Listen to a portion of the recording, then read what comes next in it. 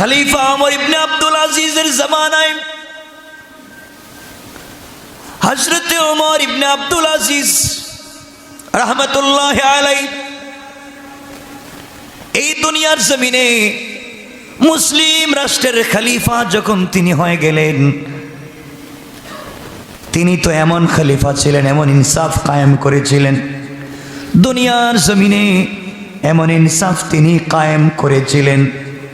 বাঘ এবং হিংস্র প্রাণী সিংহ একই জায়গায়, একই নদীতে, একই ঘাটে পানি পান করত, কেউ কাউকে আঘাত করত না। ইনসাফ শুধুমাত্র কেবলমাত্র মানুষের মধ্যে প্রতিষ্ঠা লাভ করে নাই, জঙ্গলের প্রাণীদের মধ্যে প্রতিষ্ঠা লাভ করেছিল। কেউ কাউকে আঘাত করত না, কেউ কারো হক নষ্ট করত না। দুনিয়ার প্রাণীদের মধ্যে ইনসাফ কায়েম হয়ে গিয়েছিল। বুঝা গেল রাষ্ট্রে যদি দিন থাকে, ইসলাম থাকে, কোরআন পৌঁছে যায়, এই রাষ্ট্রের সকল সৃষ্টি আল্লাহর রহমত পেয়ে যায়। কোন ঠিক না?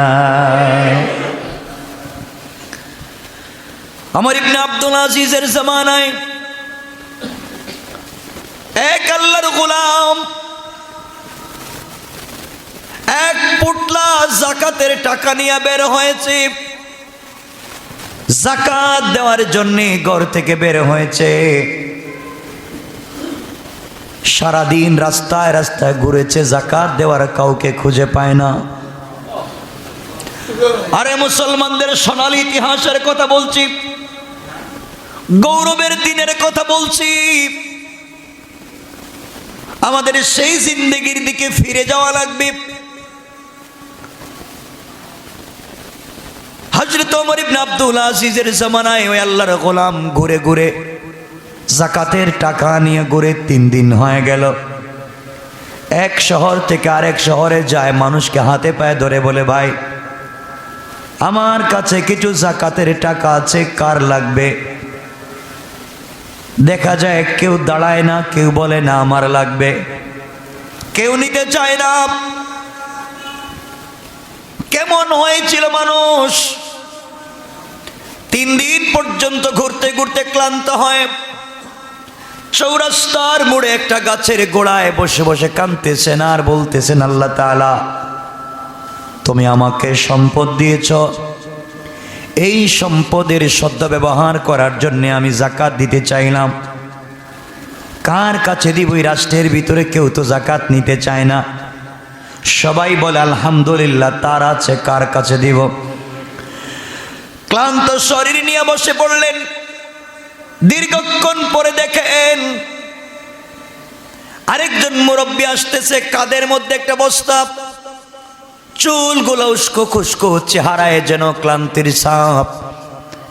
হেঁটে যাচ্ছে, তিনি দাঁড়িয়ে গেলেন আর ডেকে ডেকে বলেন, আগন্তুক তোমাকে দেখে মনে হচ্ছে তুমি ফকির আর ভিখারি, কয়েকদিনের ভিতরে মনে হয় কিছু খাও নাই, কাপড়গুলা ছিঁড়ে গেছে, এত ভারী বস্তা নিয়ে কোথায় হাঁটো? আমি এখানে বসে আছি, আমার কাছে কিছু টাকা আছে, যাকাতের টাকা, তুমি টাকাগুলা নিয়ে আল্লাহর ওয়াস্তে আমাকে বাঁচাও। আমি যদি মরে যাই, টাকাগুলা নিয়ে কই যাব? কিয়ামতের দিন এগুলা বের করে দেওয়া হবে। ওয়া আখরাজাতিল আরদু আসকালাহা, জমিন এগুলা বের করে দিবি, আমি কোথায় যাব ওই দিন? টাকাগুলা নিয়ে আমাকে বাঁচাও। বস্তাওয়ালা আগন্তুক দাঁড়িয়ে গেল, চোখ লাল করে বলছে, তুমি কে? কে তুমি? আমাকে পুটলায় টাকা আছে, যাকাতের দিতে চাও? তুমি আমাকে দেখে কি মনে হচ্ছে আমি ফকির? তুমি বুঝো না, আমার কাঁধে যে বস্তা আছে, এই বস্তায় 1 বস্তা টাকা। তুমি 3 দিন থেকে ঘুরতেছো আর আমি 1 সপ্তাহ থেকে এই দেশের অলিতে গলিতে, দেশ শহর থেকে শহরে ঘুরলাম, 1 সপ্তাহ শেষ হয়ে গেল, এখন পর্যন্ত কাউকে যাকাতের একটা টাকা দিতে পারি না। আল্লাহু আকবার! কেমন রাষ্ট্র ছিল ইসলামিক রাষ্ট্র! তোমার পুটলায় কয় টাকা আছে? আমার কাছে তো আরো বেশি টাকা। দুজন মিলে সেজদায় পড়ে কান্নায় ভেঙ্গে পড়লেন। আল্লাহ তাআলা যেই দেশের ভিতরে ইসলাম আছে, যেই দেশের ভিতরে ইসলামী খিলাফত আছে, দেশের মানুষ কত শান্ত, কেউ টাকা নেয় না। আমাদের যদি 2-4-5 কোটি টাকার মালিক হই, আমরাও গেলাইনে দাঁড়াই। কথা বলেন নাই, সব জ্বলে গেছে, নাই। ব্যবসা নিজে আগুন ধরাইয়া কয় সব নাই, ব্যাংকের টাকা আরো দাও, কয় না, নিজে আগুন ধরাই দেয়। এজন্য ইসলাম এত সহজ এক ধর্মের নাম। ইসলাম একটা জীবন ব্যবস্থার নাম। এই জন্যে আমার মুসলমান বন্ধুগণ, এই দুনিয়ার জমিনে ইসলামী খিলাফা যদি কায়েম হয়ে যায়, ইসলামিক রাষ্ট্র যদি কায়েম হয়ে যায়, আপনারা সকলেই জানেন তো হযরতে আলীর কথা। হযরতে আলী কাররামাল্লাহু ওয়াজহা আল্লাহর পয়গম্বরের বড় একজন সাহাবী, খলিফা, রাষ্ট্রের খলিফা বসে আছেন। সন্ধ্যার পরে বসে বসে রাষ্ট্রের কাজ করতেছেন, ঘরের ভিতরে কাজ করতেছেন। এমন সময় একজন আগন্তুক এসে সালাম দিয়েছে, খলিফাতুল মুসলিমিন আমিরুল মুমিনিন, আমি কি আসতে পারি? আলী বলছেন, ভাই আসো। ঘরে যাওয়ার পরে বলছেন, কেন এসেছো? আমি কিছু কথা আপনার সঙ্গে শেয়ার করতে চাই, বলতে চাই, পরামর্শ নিতে চাই। কি বললেন, ভাই রে, তুমি যে এই পরামর্শগুলা নিবা তোমার ব্যক্তিগত না রাষ্ট্রের? যুবক বলতেছে, ভাই ব্যক্তিগত পরামর্শ। আলী লাইট অফ করে দিলেন, মোমবাতি নিভাইয়া দিলেন, অন্ধকার করে ফেললেন। এবার বললেন, বলো। যুবক ডেকে ডেকে বলছে, ভাই রে, তোমার কাছে এখন বলে লাভ কি, অন্ধকার, এখন কেন বলবো, লাইটটা জ্বালাও। আলী ডেকে বলছেন, খবরদার, যে লাইট জ্বালানো ছিল এটা রাষ্ট্রের টাকায়, জনগণের ট্যাক্সের টাকায় লাইট জ্বালানো ছিল, জনগণের কাজ করতেছিলাম। এখন যেহেতু তুমি ব্যক্তিগত কাজে এসেছো, আমি জনগণের মোমবাতি জ্বালাতে চাই না। আল্লাহু আকবার। আরে তোমার আদর্শের কথা বলছি, ইসলামী খিলাফার কথা বলছি। দিন থাকলে কেমন হয়? আজ এই দিন আছে, এখন একটা লাইটের জায়গায় 10টা জ্বালায়। হ্যাঁ, এদিকে মুসাফা করে আর এদিকে হাত থাকে পিছন দিকে, এদিকে দিয়ে দেন, কেউ দেখবে না। ঠিক বললাম না? কেন বুঝেন না ইসলামটাকে? কি করলে বুঝবেন আমি নিজেও জানি না। আমি তো বলতে বলতে একদিন লাঞ্চ বাস্ট মেরে মরে যেতে পারি, কিন্তু আপনাদেরকে আমি বুঝাতে পারতেছি না। দিন এত সহজ, ইসলাম এত সহজ, বুঝেন? কারণ কারো হক নিয়ে কবরে যাইয়েন না, খবর আছে। এই যে দুনিয়া সাময়িক কয়েকদিন, আপনি জানেন আমাদের আত্মীয় স্বজন হাজার হাজার ইউরোপ আমেরিকায় আছে, আমাদের আত্মীয় স্বজন সবাই। আপনি জানেন যে আজকে আজরাইল লন্ডনের প্রত্যেকের ঘরে ঘরে হানা দিচ্ছে, প্রত্যেকের ঘরে ঘরে আজরাইল ঢুকে গেছে। বাবা হসপিটালে, বাবা জানে না তার 2 সন্তান মরে গেছে। মা হসপিটালে, মা জানে না 1 মাস আগে হসপিটালে ভর্তি হয়েছে, এখনো জানে না তার পরিবারের কেউ আছে কিনা। এমনও মা আছেন যেই সন্তানেরা মাকে হসপিটালে নিয়ে ভর্তি করেছে 2 মাস, 2 মাসের ভিতরেই পরিবারের 9 জনের 9 জনই মারা গেছে। মা এখনো হসপিটালে জানে না কে আছে। কি দুনিয়া! এরপরে আমরা ভালো হচ্ছে না। আপনি জানেন ভ্যাকসিন দেওয়ার পরেই তো মানুষ মরতেছে, ভ্যাকসিন দেওয়ার পরেও মানুষ। আমাদেরকে ভুল বোঝায়, লন্ডন আমেরিকা ভ্যাকসিন দেওয়ার পরেও বলছে আমরা 100% ফেয়ার না, ক্লিয়ার না, আবার দেওয়া লাগবে, আবার দেওয়া লাগবে। আর আপনি একটা দিয়েই মনে করছেন বাইচা গেছেন। আজরাইল 14,000 ভ্যাকসিন দিলেও ঢুকতে পারে। কিন্তু আমাকে সচেতন থাকা লাগবে, ভালো থাকার সর্বোচ্চ মানবিক চেষ্টা করা, এটা একজন দায়িত্বশীল মানুষের কাজ। কথা বুঝতে পেরেছেন? দায়িত্বশীল মানুষের কাজ। তাই বলে গুজব ছড়াবো না, মিথ্যা বলবো না, আর এটা দিয়ে মনে করবো না আমি বাইচা গেলাম, আর এটা দিয়ে বাঁচার কোনো সুযোগ আছে? হামানের কথা বলি, হামানের নাম শুনছেন তো? কথায় কথা চলে আসে লম্বা। হামান ফেরাউনের বন্ধু, বন্ধু শুধু কলিজার টুকরা বন্ধু, এমন বন্ধু হামান।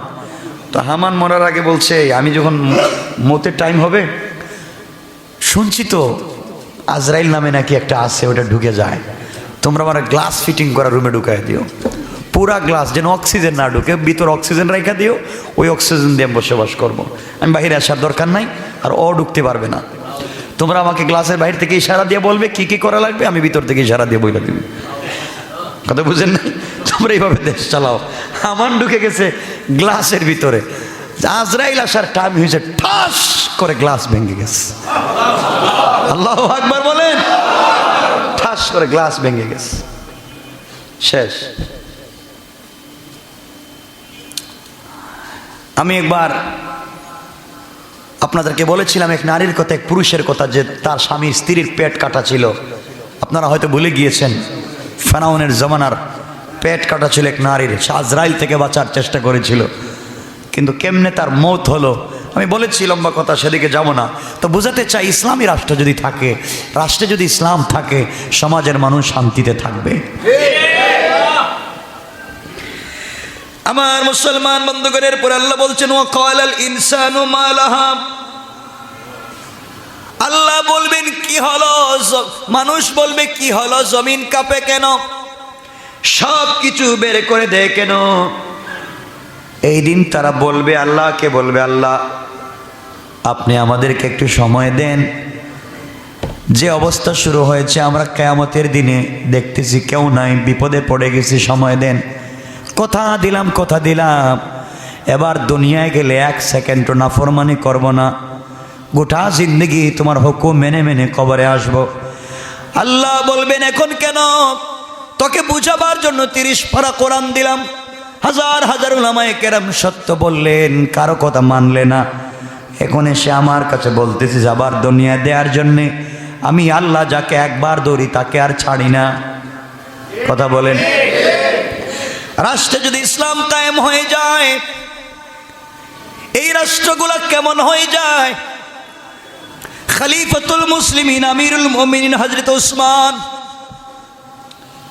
রাসূল পাক সাল্লাল্লাহু আলাইহি ওয়াসাল্লামের 2 মেয়ের জামাই, ঠিক না? কয় মেয়ে? 2টা মেয়ে মারা গেছে। নবীজি বলছেন যদি আমার আরেকটা মেয়ে থাকতো উসমানের কাছে দিয়ে দিতাম। ওসমানে তো ভালো ছিলেন, কথা বলতেন না, কম কথা বলতেন, কম কথা বুঝেন তো, প্রয়োজনের অতিরিক্ত একটা শব্দ বলতেন না। আপনি বলেছেন আপনি ভালো আছেন, আলহামদুলিল্লাহ, এর চাইতে একটা শব্দ বেশি বলবে না। ওসমান কি বলা হলো তুমি কথা বলো না কেন?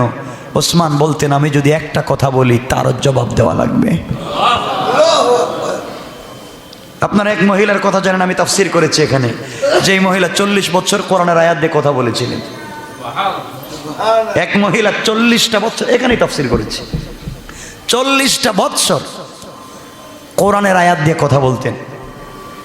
কেউ আইসা যদি তাকে কথা বলতো, তিনি তার সাথে কোনো দুনিয়ার কোনো শব্দ দিয়ে কথা বলতেন না, কোরআনের আয়াত দিয়ে কথা বলতেন। লম্বা ইতিহাস আপনারা হয়তো ভুলে গিয়েছেন, সুযোগ হলে একদিন তাফসীরে বলবো। হযরত উসমান বসে আছেন বাসায়, এক লোক সাহাবায়ে কেরামের কাছে গিয়ে বলছে ভাই আমি গরিব মানুষ, মেয়ের বিয়ে দিব, টাকা পয়সা নাই, এখন কিছু টাকা পয়সা সবাই সাহায্য দাও।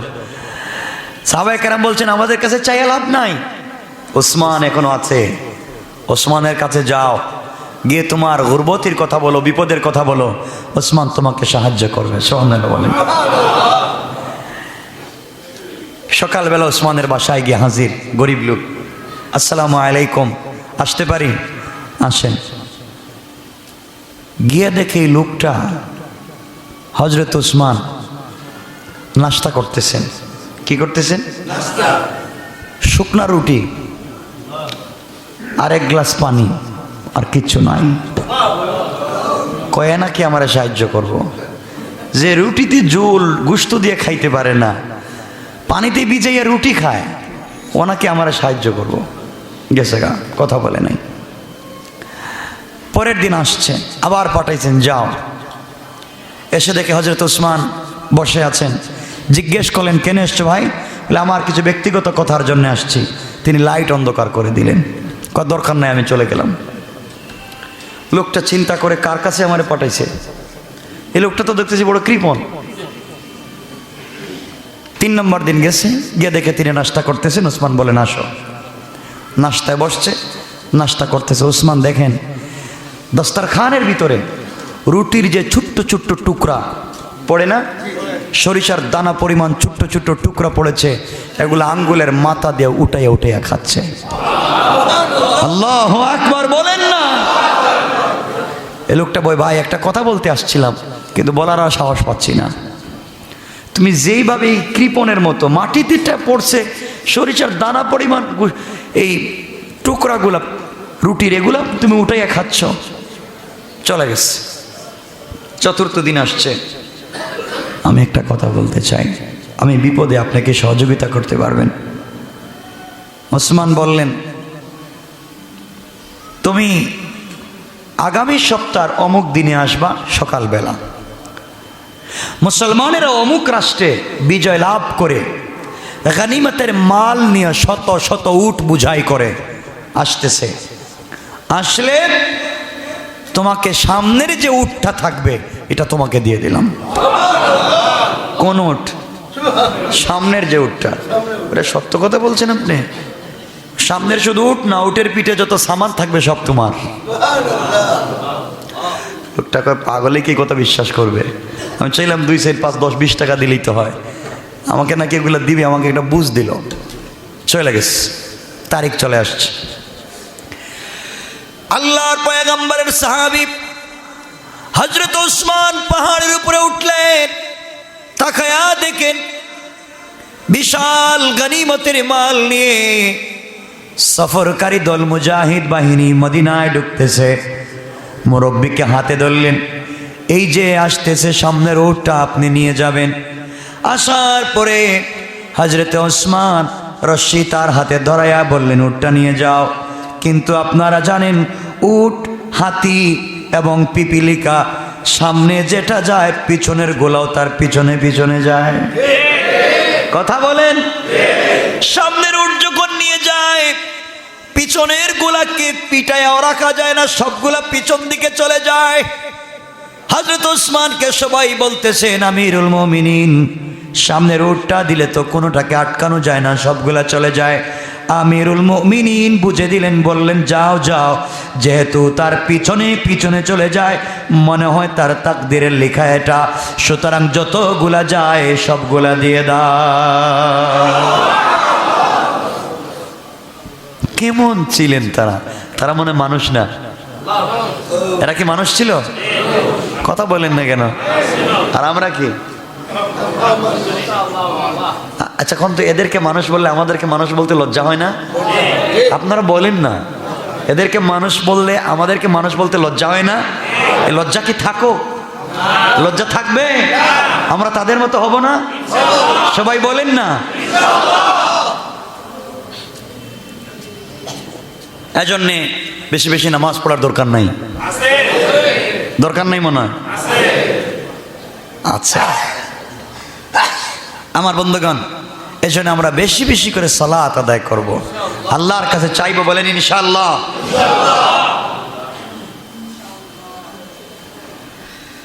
আল্লাহ রাব্বুল ইজ্জত ওয়াল জালাল বলেন, ওই দিনে, কিয়ামতের দিনে ভয়াবহ হবে, সিংহায় ফুৎকার হবে, মানুষ কবর থেকে উঠবে, সব মানুষ উলঙ্গ হয়ে উঠবে, পাগলের মতো এদিক সেদিক দৌড়াবে, শুধু দৌড়াবে আর দৌড়াবে, শুধু দৌড়াবে আর দৌড়াবে। এখনো আমাদের সূর্য কোন দিকে ওঠে? কোন দিকে? কিন্তু আপনি জানেন যে একদিন পশ্চিম দিকে উঠবে? জানেন? যেদিন পশ্চিম দিকে উঠবে এই দিন কি আর তওবা কবুল হবে? তওবা কবুল হবে? এখনো তওবা করার সুযোগ আছে, এখনো তওবা করার সুযোগ আছে। সূর্য পশ্চিম দিকে ওঠে নাই, এই জন্য আমরা আল্লাহর কাছে তওবা করবো ইনশাআল্লাহ। কিয়ামতের মাঠ তো এমন হবে, তামা তামা, পুরো তামার মাঠ। আমরা যেখানে দাঁড়াবো এতটুকুনি আমাদের, ওই পায়ের জায়গা যতটুকুন এতটুকুন, পা আপনি নাড়াতে পারবেন না। যেখানে দাঁড়িয়েছেন এখানে দাঁড়াবেন, নিচে তামার জমিন। জমিন কিসের? আর আগুন কেমন গরম জানেন? 40 বৎসর চুলায় আগুন জ্বালালে যত গরম হয় এত গরম হবে এই তামা। এই তামার উপরে আপনার পা, শরীর ঘাম ঝরতে ঝরতে, আপনারা জানেন যে শরীর থেকে যদি বেশি ঘাম ঝরে, বেশি পানি ঝরে, ব্লাড যায়, তাহলে হার্ট অ্যাটাক হয়, হয় না? হার্ট ব্লাড সার্কুলেশন পায় না, অ্যাটাক করে। কিন্তু কিয়ামতের দিনে এত ব্লাড, ঘাম ঝরতে ঝরতে হাঁটু পানি হবে, কোমর পানি হবে, কারো গলা পানি হবে, জিহ্বা বের হয়ে নাভি পর্যন্ত চলে আসবে, কিন্তু আপনার মৌত হবে না, মৌত হবে না। মানুষ দাঁড়িয়ে থাকবে কঠিন জায়গায়। সূর্য লক্ষ লক্ষ লক্ষ লক্ষ মাইল উপরে, আমাদের উপরে না? সূর্যের মুখ হচ্ছে 11টা। কয়টা? 11টা মুখ, সবগুলা মুখ উপর দিকে করা। লক্ষ লক্ষ মাইল উপরে সূর্য, 11টা মুখ, সবগুলো উপর দিকে। এরপরে আমরা গরমে বাঁচতে পারি না, ঠিক না? কিন্তু কিয়ামতের দিনে সূর্য হবে আধ হাত মাথার উপরে, এই যে আধ হাত, লক্ষ লক্ষ মাইল উপরে, এটা হবে আধ হাত। সূর্যের মুখ কোন দিকে? কিয়ামতের দিন মুখ হবে নিচের দিকে। 11টা মুখ থাকবে নিচের দিকে, থাকবে আধ হাত মাথার উপরে। আপনার আমার মগজ বাতের ফ্যানের মতো উতরাতে থাকবে, মত হবে না।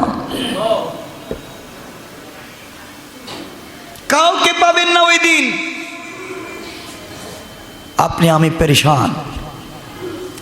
এই দিনের কষ্ট কি আপনারা চান?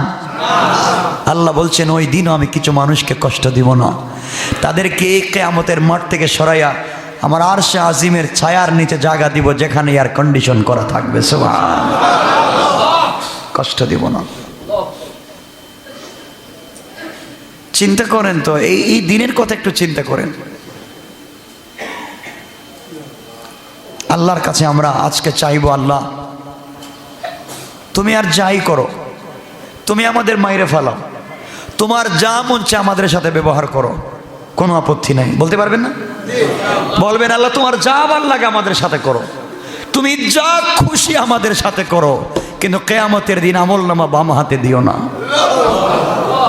কিয়ামতের দিন আমলনামা বাম হাতে দিও না।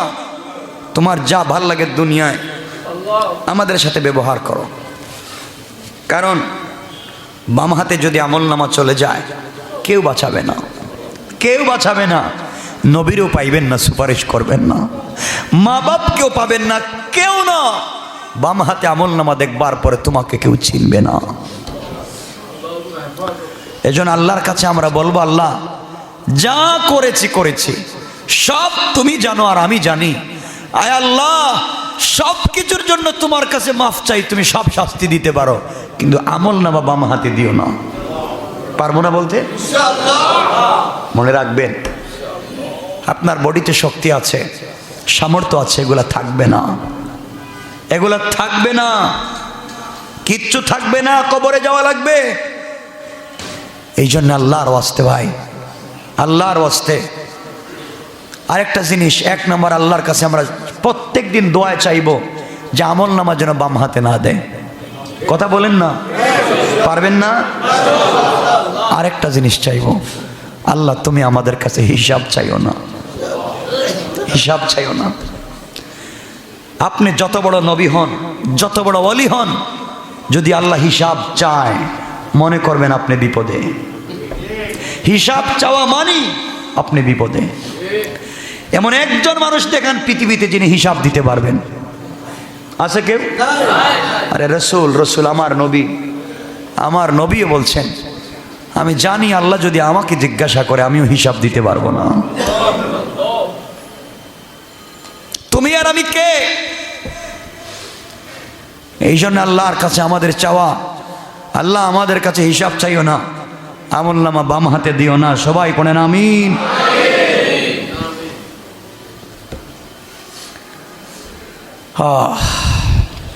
বুঝেন বাম হাতে আমলনামা কেমনে দেওয়া হবে জানেন?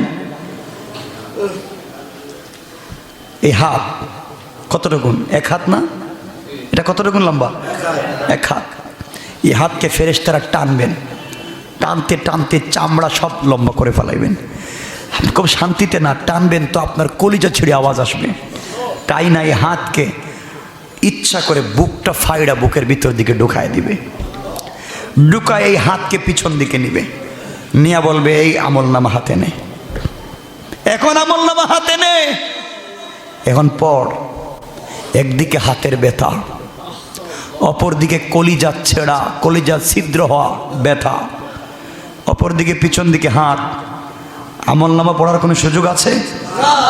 আল্লাহর কাছে ফেরেশতারা বলবে আল্লাহ ওর হাত পিছন দিকে, মুখ সামন দিকে, তুমি বলো কেমনে করব? ওর আমলনামাকে আমরা আইনা দিব? আল্লাহ কয় না, ওর সাথে কোনো কথা নাই, ওর ঘাড় পিছন দিকে মোটকায়া দে। ঘাড় পিছন দিকে করা হবে। কি বুঝছেন? শুধু কার চিনলেন তো? আল্লাহ রহমান, আল্লাহর নাম কাহার, আল্লাহর নাম কাহার, আল্লাহর নাম জব্বার। আল্লাহ বলছেন আমার যত দয়া আছে এমন আমি শক্ত, কাউকে ধরে ফেললে আর কথা বলবো না। হাত ভেঙ্গে যখন বুকের ভিতরে ঢুকায় দেয়া হবে, হাতের ব্যথা বুঝতেছেন? এরপরে বলা হবে পড়, ঘাড় মটকায় দেয়া হবে। আল্লাহ নিজে বলবেন ইকরা, পড় কিতাবাকা, তোর আমলনামা। গোলাম তাকায় দেখবে আল্লাহ বলছেন আমার এই সূরায় লাস্টে, তাফসীর করার সময় নেই, আল্লাহ বলছেন রাগে ফামান ইয়ামাল মিসকালা যাররাতিন খাইরান ইয়ারা, যে সরিষার দানা পরিমাণ নেক আমল করেছে তা ওই দিন পাবে। আমি আল্লাহ তার সামনে সরিষার দানা পরিমাণ নেক আমল হাজির করব। এরপরে বলছেন ওয়া মান ইয়ামাল মিসকালা যাররাতিন শাররান ইয়ারা, আল্লাহ বলছেন যে সরিষার দানা পরিমাণ গুনার কাজ করবে তাও আমি তার সামনে হাজির করব। এখন চিন্তা করেন, সরিষার দানা পরিমাণ গুনাহ করলে যদি হাজির করেন, তোমার আমার আমলনামায় কত গুনাহ, কত গুনাহ, কত গুনাহ। এগুলো হাজির করলে কেমনে মুখ দেখাবেন? কেমনে মুখ দেখাবেন? আল্লাহ বলবেন ইকরা কিতাবাকা কাফা বিনফসিকা আল-ইয়াওমা আলাইকা হাসিবা। কেউ নাই, কেউ থাকবে না, কসম আল্লাহর, কেউ আপনাকে, আপনার ছেলে দেখবে আপনার হাত ভাঙ্গা, বুকের ভিতর দিয়ে পিছন দিকে ছেলে চলে যাবে, স্ত্রী চলে যাবে, মা বাপ চলে যাবে, অথচ আপনি দুনিয়ায় কেউ বিপদে পড়লে কেউ একটা থাপ্পড় দিলে সবাই হাজির, মারলে কেন কিন্তু ওই জায়গায় কেউ দেখবে না। এজন্য আল্লাহর কাছে চাইবো আল্লাহ যেন আমাদেরকে হেফাজত করেন। আমিন পড়েন আমিন। আল্লাহর কাছে চাইবো আল্লাহ তুমি আমাদেরকে, তো আল্লাহর ওয়াস্তে তোমার কুদরতের পায়ে ধরি, আমাদের হিসাব চাইও না, বাম হাতে আমলনামা দিও না। যাদের বাম হাতে আমলনামা দেওয়া হবে আল্লাহ বলবেন সামনের দিকে হাঁট। গোলাম তো সামনের দিকে হাঁটবে, কিন্তু চোখ থাকবে পিছন দিকে, হাত থাকবে পিছন দিকে। কিন্তু এভাবে কোনো মানুষ কি হাঁটতে পারে? পিছন দিকে চেহারা, আল্লাহ বলবেন এদিকে হাঁট। হাঁটতে যখন পারবে না, পড়ে যাবে, আল্লাহ ফেরেশতাদেরকে বলবেন খুযু ফাগুল্লু সুম্মাল জাহিমা সাল্লু, এরে ধরো, এরে পাকড়াও করো, আর হাতে পায়ে বেড়ি লাগাও, হাতে পায়ে লোহার শিকল লাগাও, আর টেনে হেঁচড়ে ওর চামড়া যেন ছিলে যায়। কিয়ামত মতে টাইনা টাইনা তোমরা নিয়ে যাও পুলসিরাতের ঘাটে। পুলসিরাতে নেওয়ার পরে বলবেন পারো। মানে আপনি তাকাইতেছেন পিছন দিকে, হাঁটতে হবে সামনের দিকে। বলেন ভাই পার হওয়া যাবে? পার হওয়া যাবে? কেমনে সে আল্লাহকে ভুলে যাও? কোনো পথ নয়। এই দিন কোনো পথ নাই বাঁচার। এই দিনের ভয়াবহতা থেকে আল্লাহ আমাদেরকে বাঁচাক। সবাই দিল থেকে পড়েন আমিন। আপনারা সবাই নামাজি হন। মা বোনদেরকে বলবেন, আমার মায়েদেরকে বোনদেরকে বাসায় গিয়ে বলবেন, খাবার 1 ঘন্টা পরে হলেও খেতে পারবেন, নামাজ পড়ে আপনি রান্না করেন। পারবেন না? নামাজ পড়েন, আপনি রান্না করেন। আপনি ঘরে গিয়ে বলবেন, আমি 1 ঘন্টা পরে নাস্তা করলে হবে, তুমি আগে নামাজ আদায় করো। একটা রুটিন বলে দিবেন, তুমি এই টাইমে কোরআন তিলাওয়াত করো, তুমি এই টাইমে জিকির করো, এই টাইমে এই করো, কিন্তু টাইম টু টাইম সব করো। আমার 1 ঘন্টা পরে খাবার হলে চলবে, সব চলবে, কিন্তু আমিও চাই না তুমি মরে কবরে জাহান্নামে যাও, আমিও জাহান্নামে যাই। এই জন্য সবাই যেন আল্লাহকে চিনতে পারি। ইনশাল্লাহ বলেন, ইনশাল্লাহ। এই জন্য ঘরে বলবেন, আধা ঘন্টা দেরি হোক কিন্তু নামাজ পড়ো। পারবেন না? পারবেন না সবাই? এই কাজটা শুরু করেন। পারেন যদি একটা কাজ করেন না, এখানে ম্যাক্সিমাম লোক সকালবেলা আপনারা ঘুমান না? প্রয়োজন থাকতে পারে, কিন্তু প্রয়োজনের পরে ঘুমানোর দরকার নাই। আর ঘুমাইতে চাইলে ঘুমান, আধা ঘন্টা কোরআন শরীফ তেলাওয়াত করে ঘুমান। আপনারা সকালবেলা আধা ঘন্টা কোরআন শরীফ পড়েন।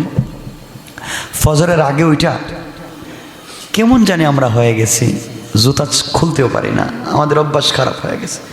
ফজরের আগে আধা ঘন্টা জুতা ছাড়া হাঁটবেন। জুতা ছাড়া, এখন তো ঠান্ডার দিন, পারবেন না, জুতা ছাড়া আপনি হাঁটবেন, আপনার হায়াত বাড়াইয়া দিবেন আল্লাহ। জুতা ছাড়া হাঁটবেন। রাসূল পাক বলেছেন, আত-তিব্বুন নববী, ইমাম ইবনুল কাইয়িমের লেখা একটা বই, রাসূলের চিকিৎসা বিজ্ঞান, এখানে লিখেছেন, কেউ যদি ফজরের আগে সুবহে সাদেকের সময় গায়ের মধ্যে পাতলা কাপড়, মানে টিস্যু কাপড়, যাকে বলে সুতি কাপড়, এগুলো পরা থাকে, মাথাটা খোলা, পাটা খোলা, সাদা সবুজ ঘাসের উপর দিয়ে যদি হেঁটে যায়, 97.9% রোগ আল্লাহ মুক্ত করে দেয়। কেন? ওই সময় একটা বাতাস, যে বাতাসটা শরীরে লাগে, এই বাতাস দুনিয়ার নয়, এটা জান্নাতুল ফিরদাউস থেকে ছেড়ে দেওয়া বাতাস। এই বাতাস যদি লেগে যায় শরীরে, আল্লাহ তোমার বডিকে সুস্থ করে দেবেন। বলেন আমিন। আমরা তাদের থেকে ভালো যারা বহুত বড় আলেম ছিলেন, পীর বুজুর্গ ছিলেন, কিন্তু আজকে তারা কবরে। যাদের 24টা ঘন্টা আল্লাহর জিকির করে সময় শেষ করেছিলেন, আজ তারা চাইলেও একবার আল্লাহর নাম নিতে পারেন না।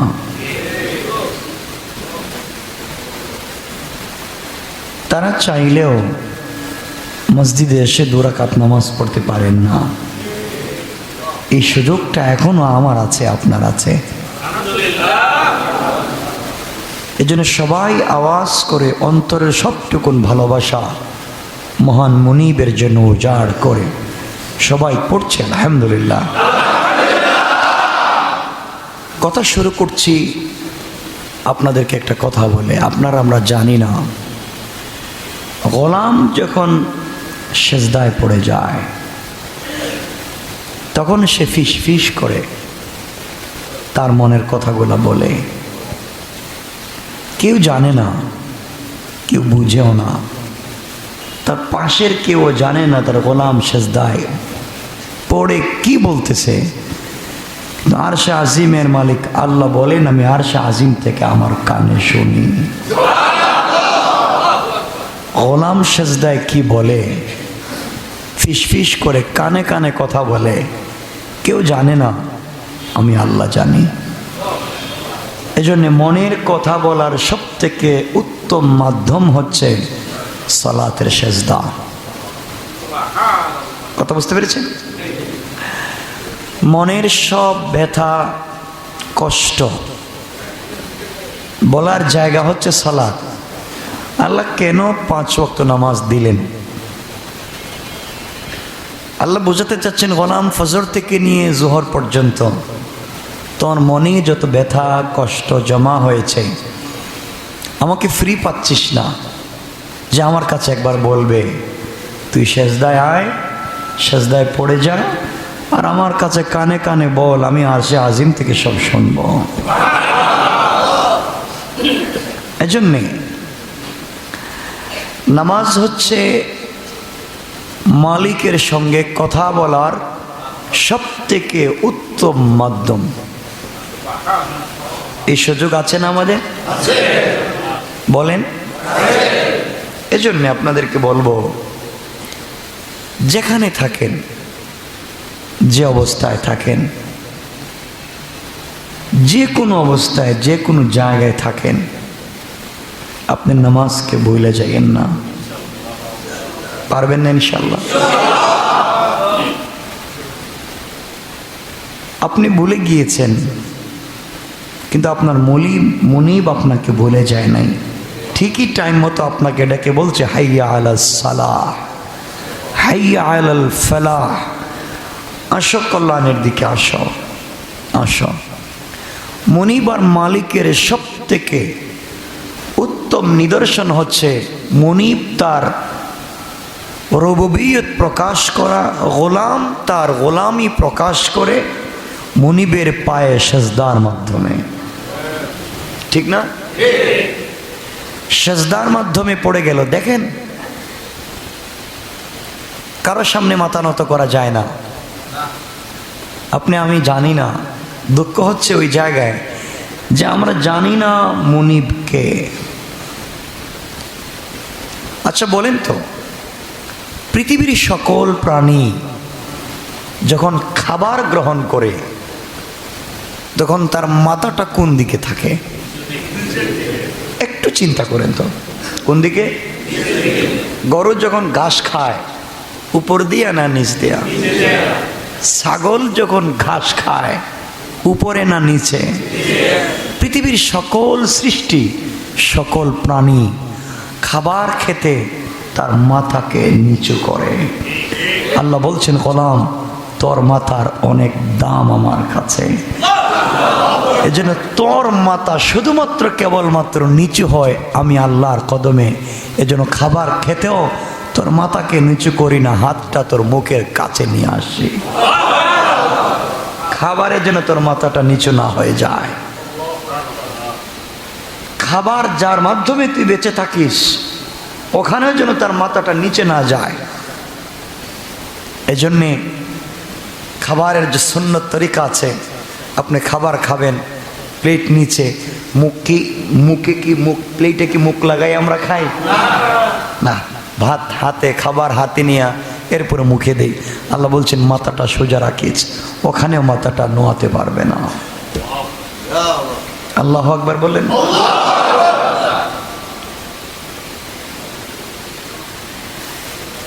যারা কদম বুসিকে জায়েজ বলেছেন, কদম বুসি মানে কি? কদম মে বসালেন, সালাম না। আপনারা তো কদম বুসি করেন না? কেমন পায়ে ধরেন না? কথা বলেন না কেন? কদম ভোসা মানে ধরা না, কদমে চুম্বন করা। কদম বুসি মানে সালাম না, কদমে চুম্বন করা, মুখ লাগানো। কেন আপনারা মুখ লাগান না সালাম দেন? এটা তো শিরক।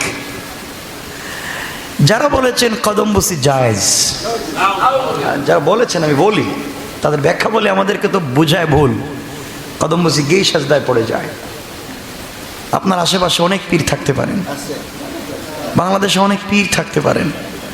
ভাই আল্লাহর ওয়াস্তে কারো পায়ে সাজদা দিয়েন না। আল্লাহ কোথাও এই মাথাটাকে রাখতে দেয় না, কারণ এই মাথার দাম আল্লাহ বলছেন আমার আরশে আজিমের চাইতেও দামি। তা যে কোনো জায়গায় রাখো না। কদম বুসি যদি করতে হয় মাথা নিচু করতে পারবেন না। যারা কদম বুসিকে জায়েজ বলেছেন তারা বলেছেন মাথা নিচু না করে কদম বুসি করতে হবে। এখন কেমনে করবেন? আপনার পিসাবকে বহাবেন এখানে চেয়ারে, এই যে এখানে, ওই যে এখানে পিসাবের পা থাকবে এখানে, আর আপনি এখানে বসে বসে চুম্বন করবেন। পারবেন না?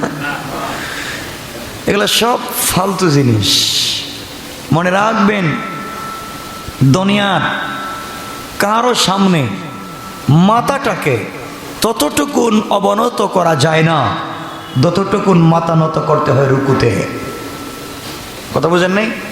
রুকুতে হালকা ঝুঁকলি হয়ে যায়, হালকা হালকা মাথা নিচু করলেই রুকু হয়ে যায়।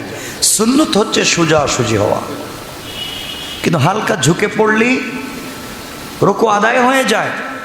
এই জন্য কখনো কোনো কাজে কারো সামনে সম্মানপূর্বক মাথা নিচু করা যাবে। মাথা নিচু হবে কার সামনে? সবাই বলেন আল্লাহর সামনে। মনের কথা আল্লাহকে খুলে বলবেন। আমি যে সূরা পড়েছি সূরা জিলজাল, এই সূরাটা মদিনায় অবতীর্ণ হয়েছিল। সূরার আয়াত সংখ্যা হচ্ছে 8টা। আল্লাহ বলছেন ইদা জুলজিলাতিল আরদু জিলজালাহা, যখন এই পৃথিবীটা কম্পনের মাধ্যমে প্রকম্পিত হবে, অর্থাৎ ভূমিকম্প হবে। আপনারা জানেন পৃথিবীর ঝুঁকিপূর্ণ শহরের উন্নত শহর হচ্ছে ঢাকা শহর, ঠিক না? যতটা শহর ঝুঁকিপূর্ণ ভূমিকম্পের জন্য, এর মধ্যে সবথেকে ঝুঁকিপূর্ণের তালিকায় বাংলাদেশ ঢাকা শহর অন্যতম, ঠিক বললাম না? আর এই ঢাকার মধ্যে পুরান ঢাকা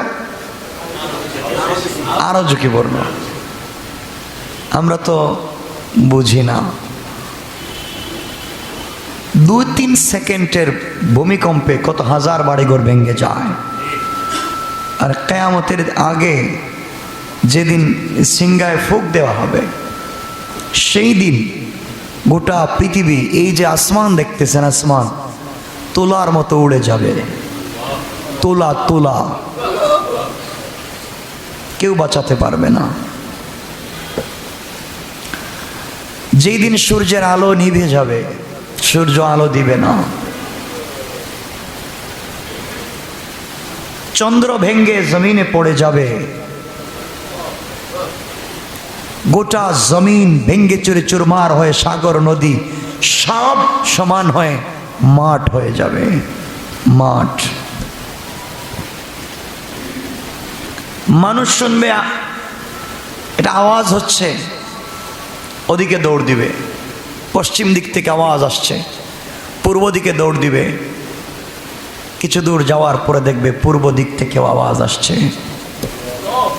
এই আওয়াজ শুধুমাত্র কেবলমাত্র কোনো আওয়াজ নয়, যার মধ্যে থাকবে বিষাক্ত বিষ। এই সিংহার ফুৎকারে থাকবে বিষাক্ত বিষ।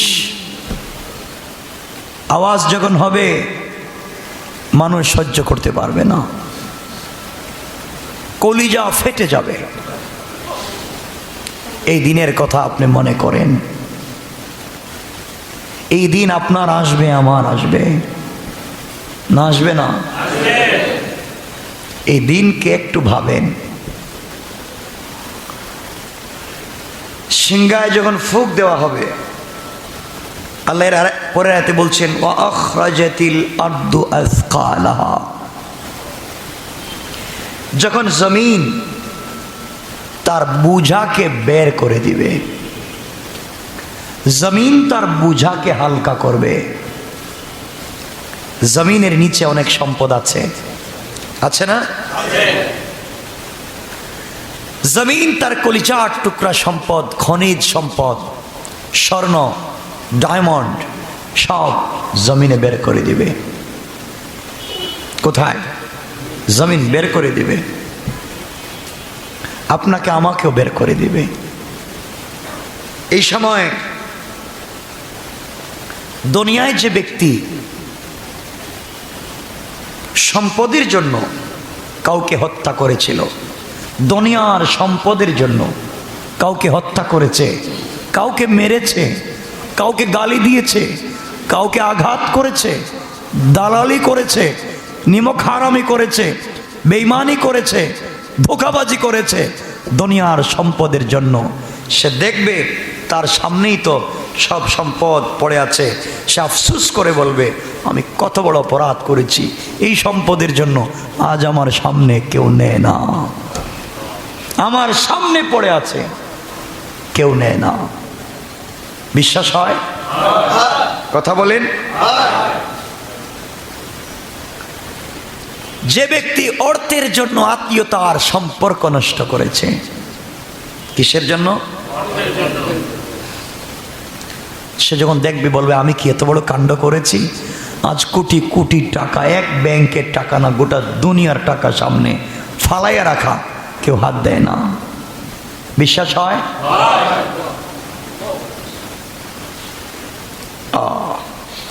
যে ব্যক্তি চুরি করার অপরাধে হাত কাটা গিয়েছিল, তার এক হাত কাটা, সে উঠেছে, দেখবে সম্পদ তার সামনে, আর এই টাকার জন্য কি আমি চুরি করেছিলাম, এই টাকার জন্য কি আমি চুরি করেছি।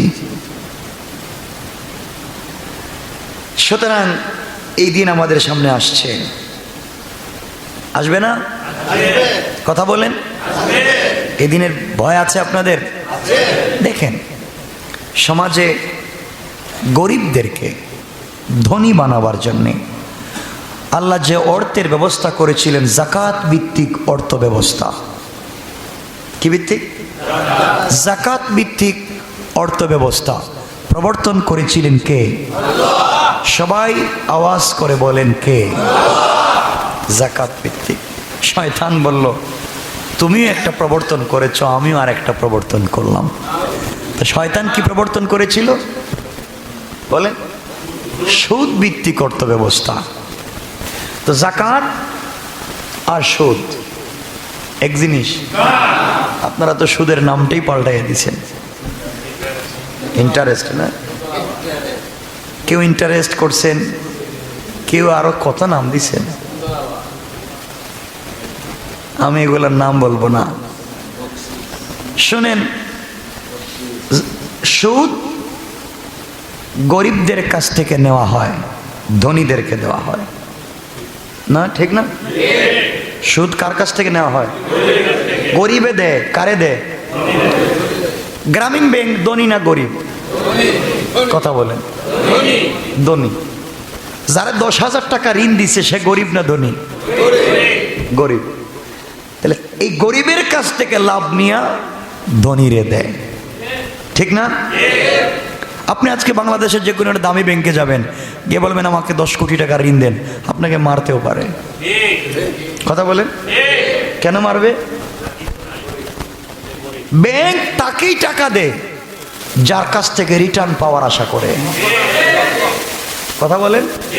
যে রিটার্ন দিতে পারবে লাভে এবং আসলে, তাকেই টাকা দিবে। তাহলে গরিবরে দেয় না ধনীরে দেয়? তাইলে এই পুঁজিবাদ সমাজ ব্যবস্থায় ধনী কেবল ধনী হয়, গরিব শুধু গরিব হয়। কথা বলেন, ঠিক না? এই পলিসি কার? সবাই বলেন না কার? শয়তানের। কার? শয়তানের।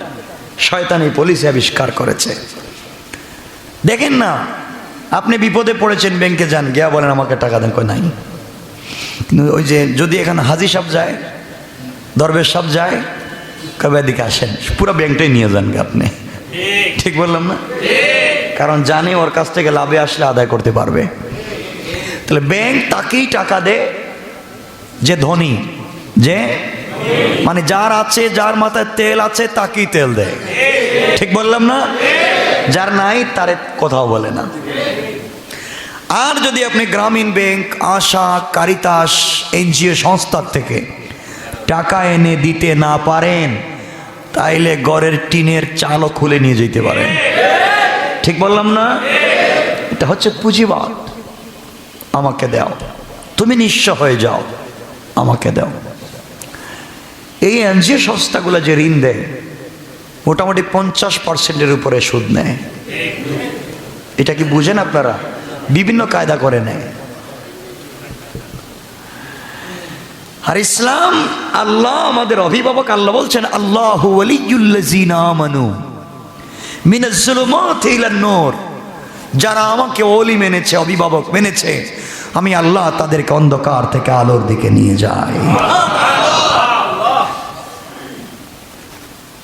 ওয়াল্লাযীনা কাফারু আউলিয়াহুমুত তাগুত, আর যারা আমাকে মানে না তাদের ওলি হচ্ছে তাগুত আর শয়তান।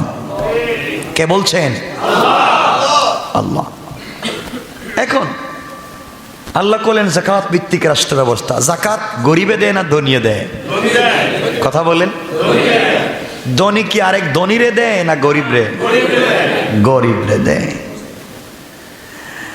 এজন্য আল্লাহ বুঝাতে চাইলেন যাকাত ভিত্তিক রাষ্ট্র ব্যবস্থা, অর্থ ব্যবস্থা যদি প্রতিষ্ঠিত হয়ে যায়, গরিব গরিব থাকে না, ধনী হয়ে যায়।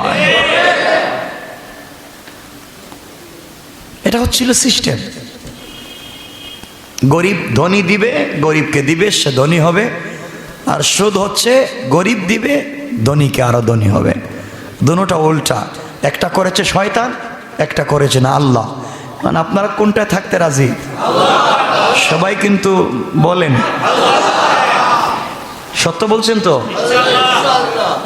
এগুলা বাদ বাদ না? সবাই বলতে ভয় পাচ্ছেন? বাদ। যদি যাকাত ভিত্তিক রাষ্ট্র ব্যবস্থা পরিচালিত হয় তাহলে কি হবে শোনেন। আমার মুসলমান বন্ধুগণ, গভীর মনোযোগ।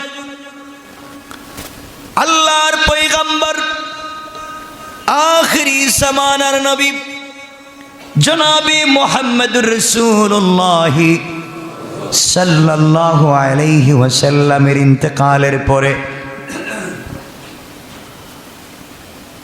খলিফা ওমর ইবনে আব্দুল আজিজের জামানায় হযরত ওমর ইবনে আব্দুল আজিজ রাহমাতুল্লাহি আলাইহি এই দুনিয়ার জমিনে মুসলিম রাষ্ট্রের খলিফা যখন তিনি হয়ে গেলেন, তিনি তো এমন খলিফা ছিলেন, এমন ইনসাফ কায়েম করেছিলেন দুনিয়ার জমিনে, এমন ইনসাফ তিনি কায়েম করেছিলেন। বাঘ এবং হিংস্র প্রাণী সিংহ একই জায়গায়, একই নদীতে, একই ঘাটে পানি পান করত, কেউ কাউকে আঘাত করত না। ইনসাফ শুধুমাত্র কেবলমাত্র মানুষের মধ্যে প্রতিষ্ঠা লাভ করে নাই, জঙ্গলের প্রাণীদের মধ্যে প্রতিষ্ঠা লাভ করেছিল। কেউ কাউকে আঘাত করত না, কেউ কারো হক নষ্ট করত না। দুনিয়ার প্রাণীদের মধ্যে ইনসাফ কায়েম হয়ে গিয়েছিল। বুঝা গেল রাষ্ট্রে যদি দিন থাকে, ইসলাম থাকে, কোরআন পৌঁছে যায়, এই রাষ্ট্রের সকল সৃষ্টি আল্লাহর রহমত পেয়ে যায়। কোন ঠিক না? ওমর ইবনে আব্দুল আজিজের জামানায় এক আল্লাহর গোলাম এক পুটলা যাকাতের টাকা নিয়ে বের হয়েছে। যাকাত দেওয়ার জন্য ঘর থেকে বের হয়েছে। সারাদিন রাস্তায় রাস্তায় ঘুরেছে, যাকাত দেওয়ার কাউকে খুঁজে পায় না। আরে মুসলমানদের সোনালী ইতিহাসের কথা বলছি, গৌরবের দিনের কথা বলছি। আমাদের সেই জিন্দেগির দিকে ফিরে যাওয়া লাগবে।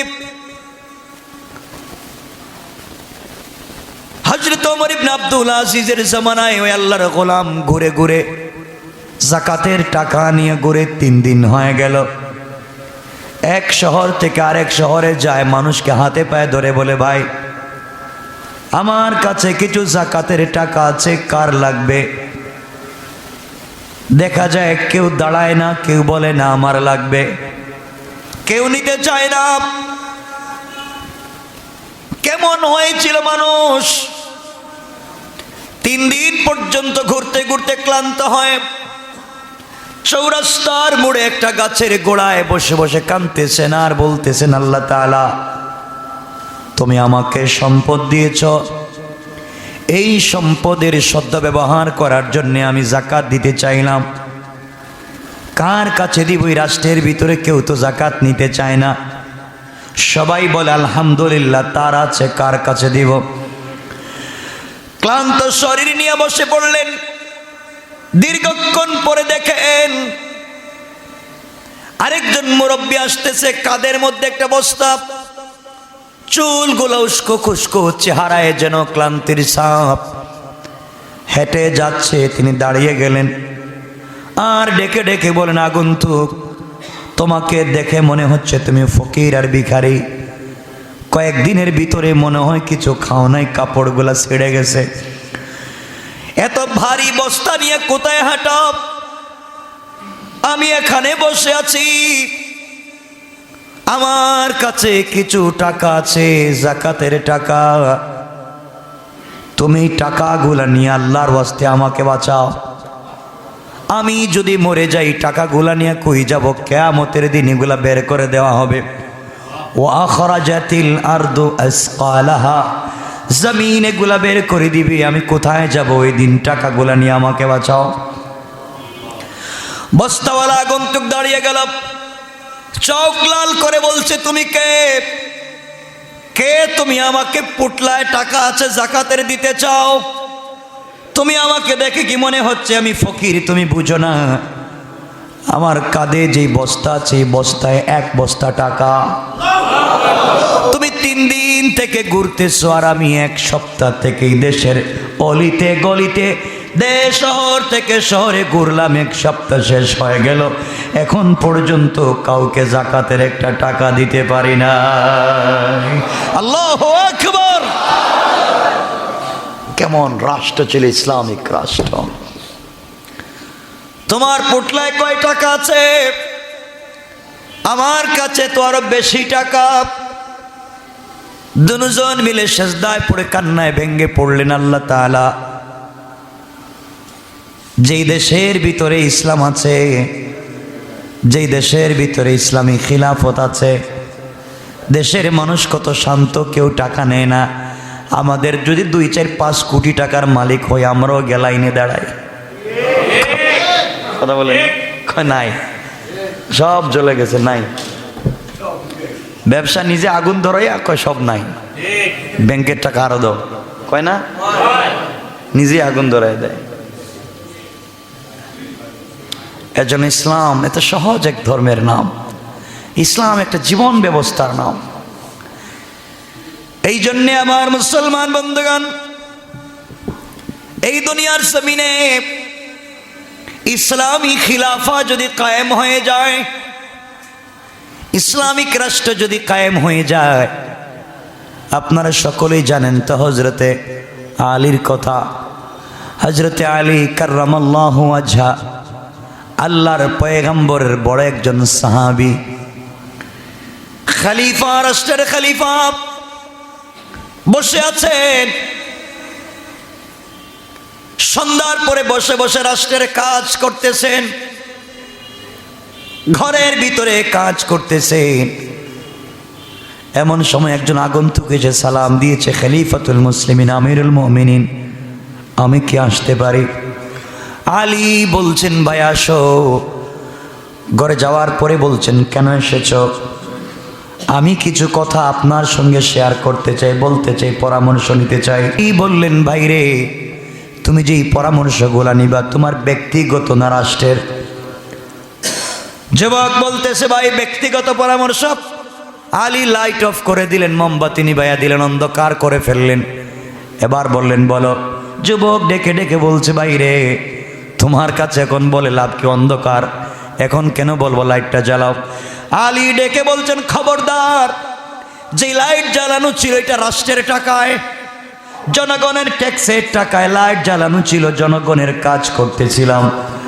এখন যেহেতু তুমি ব্যক্তিগত কাজে এসেছো, আমি জনগণের মোমবাতি জ্বালাতে চাই না।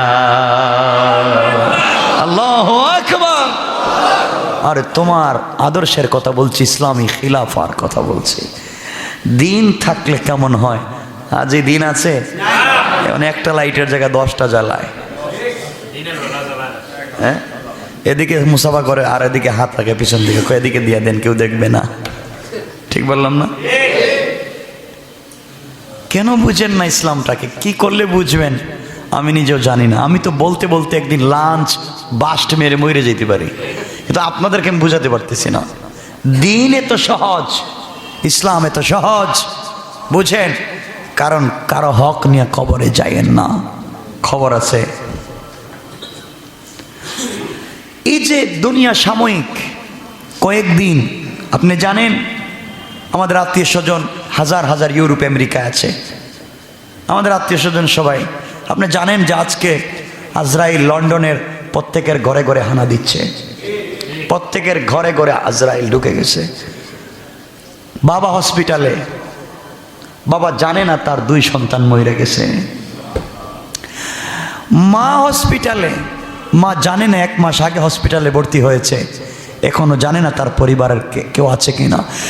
এমনও মা আছেন যেই সন্তানেরা মাকে হসপিটালে নিয়ে ভর্তি করেছে 2 মাস, 2 মাসের ভিতরেই পরিবারের 9 জনের 9 জনই মারা গেছে, মা এখনো হসপিটালে জানে না কে আছে। কি দুনিয়া! এরপরে আমরা ভালো হচ্ছে না। আপনি জানেন ভ্যাকসিন দেওয়ার পরেই তো মানুষ মরতেছে, ভ্যাকসিন দেওয়ার পরেও মানুষ। আমাদেরকে ভুল বোঝে, লন্ডন আমেরিকা ভ্যাকসিন দেওয়ার পরেও বলছে আমরা 100% ফেয়ার না, ক্লিয়ার না, আবার দেওয়া লাগবে, আবার দেওয়া লাগবে। আর আপনি একটা দিয়েই মনে করছেন বাইচা গেছেন। আজরাইল 14,000 ভ্যাকসিন দিলেও ঢুকতে পারে। কিন্তু আমাকে সচেতন থাকা লাগবে, ভালো থাকার সর্বোচ্চ মানবিক চেষ্টা করা, এটা একজন দায়িত্বশীল মানুষের কাজ। কথা বুঝতে পেরেছেন? দায়িত্বশীল মানুষের কাজ। তাই বলে গুজব ছড়াবো না, মিথ্যা বলবো না, আর এটা দিয়ে মনে করবো না আমি বাইচা গেলাম, আর এটা দিয়ে বাঁচার কোনো সুযোগ আছে? হামানের কথা বলি। হামানের নাম শুনছেন তো? কথায় কথা চলে আসে লম্বা। হামান ফেরাউনের বন্ধু, বন্ধু শুধু কলিজার টুকরা বন্ধু, এমন বন্ধু হামান। তো হামান মরার আগে বলছে আমি যখন মতের টাইম হবে, শুনছি তো আজরাইল নামে নাকি একটা আছে, ওটা ঢুকে যায়, তোমরা আমার গ্লাস ফিটিং করা রুমে ঢুকাই দিও, পুরা গ্লাস, যেন অক্সিজেন না ঢুকে, ভিতর অক্সিজেন রেখে দিও, ওই অক্সিজেন দিয়ে বসবাস করবো, আমি বাইরে আসার দরকার নাই, আর ও ঢুকতে পারবে না। তোমরা আমাকে গ্লাসের বাইরে থেকে ইশারা দিয়ে বলবে কি কি করা লাগবে, আমি ভিতর থেকে ইশারা দিয়ে বইলা দিবি। কথা বুঝেন না? তোমরা এইভাবে দেশ চালাও। হামান ঢুকে গেছে গ্লাসের ভিতরে, আজরাইল আসার টাইম হয়েছে, ঠাস করে গ্লাস ভেঙে গেছে। আল্লাহু আকবার বলেন। ঠাস করে গ্লাস ভেঙে গেছে, শেষ। আমি একবার আপনাদেরকে বলেছিলাম এক নারীর কথা, এক পুরুষের কথা, যে তার স্বামী স্ত্রীর পেট কাটা ছিল। আপনারা হয়তো ভুলে গিয়েছেন, ফেরাউনের জমানার পেট কাটা ছিল এক নারীর। সে আজরাইল থেকে বাঁচার চেষ্টা করেছিল, কিন্তু কেমনে তার মৌত হলো আমি বলেছি, লম্বা কথা, সেদিকে যাব না। তো বুঝাতে চাই, ইসলামী রাষ্ট্র যদি থাকে, রাষ্ট্রে যদি ইসলাম থাকে, সমাজের মানুষ শান্তিতে থাকবে। আমার মুসলমান বন্ধুগণের পর আল্লাহ বলছেন ওয়াকালাল ইনসানু মা লাহা, আল্লাহ বলবেন কি হলো, মানুষ বলবে কি হলো, জমিন কাঁপে কেন, সব কিছু বের করে দেয় কেন। এই দিন তারা বলবে, আল্লাহকে বলবে, আল্লাহ আপনি আমাদেরকে একটু সময় দেন, যে অবস্থা শুরু হয়েছে আমরা কিয়ামতের দিনে দেখতেছি কেউ নাই, বিপদে পড়ে গেছি, সময় দেন। কথা দিলাম, কথা দিলাম, এবার দুনিয়ায় গেলে 1 সেকেন্ডও নাফরমানি করব না, গোটা জিন্দগি তোমার হুকুম মেনে মেনে কবরে আসব। আল্লাহ বলবেন এখন কেন, তোকে বুঝাবার জন্য 30 পারা কোরআন দিলাম, হাজার হাজার উলামায়ে কেরাম সত্য বললেন, কারো কথা মানলে না, এখন এসে আমার কাছে বলতেছিস আবার দুনিয়া দেওয়ার জন্যে। আমি আল্লাহ যাকে একবার ধরি তাকে আর ছাড়ি না। কথা বলেন। রাষ্ট্রে যদি ইসলাম কায়েম হয়ে যায়, এই রাষ্ট্রগুলো কেমন হয়ে যায়? খলিফাতুল মুসলিমিন আমিরুল মুমিনিন হযরত উসমান, রাসূল পাক সাল্লাল্লাহু আলাইহি ওয়াসাল্লামের 2 মেয়ের জামাই, ঠিক না? কয় মেয়ে? 2টা মেয়েও মারা গেছে। নবীজি বলছেন যদি আমার আরেকটা মেয়ে থাকতো উসমানের কাছে দিয়ে দিতাম। ওসমানে তো ভালো ছিলেন, কথা বলতেন না, কম কথা বলতেন, কম কথা বুঝেন তো, প্রয়োজনের অতিরিক্ত একটা শব্দ বলতেন না। আপনি বলেছেন আপনি ভালো আছেন, আলহামদুলিল্লাহ, এর চাইতে একটা শব্দ বেশি বলবে না। ওসমানকে বলা হলো তুমি কথা বলো না কেন? ওসমান বলতেন আমি যদি একটা কথা বলি তারও জবাব দেওয়া লাগবে। আপনারা এক মহিলার কথা জানেন, আমি তাফসীর করেছি এখানে, যেই মহিলা 40 বছর কোরআনের আয়াত দিয়ে কথা বলেছিলেন। এক মহিলা 40টা বছর, এখানেই তাফসীর করেছি, 40টা বছর কোরআনের আয়াত দিয়ে কথা বলতেন। কেউ আইসা যদি তাকে কথা বলতো, তিনি তার সাথে কোনো দুনিয়ার কোনো শব্দ দিয়ে কথা বলতেন না, কোরআনের আয়াত দিয়ে কথা বলতেন। লম্বা ইতিহাস আপনারা হয়তো ভুলে গিয়েছেন, সুযোগ হলে একদিন তাফসীরে বলবো। হযরত ওসমান বসে আছেন বাসায়, এক লোক সাহাবায়ে কেরামের কাছে গিয়ে বলছে ভাই আমি গরিব মানুষ, মেয়ের বিয়ে দিব, টাকা পয়সা নাই, এখন কিছু টাকা পয়সা সবাই সাহায্য দাও।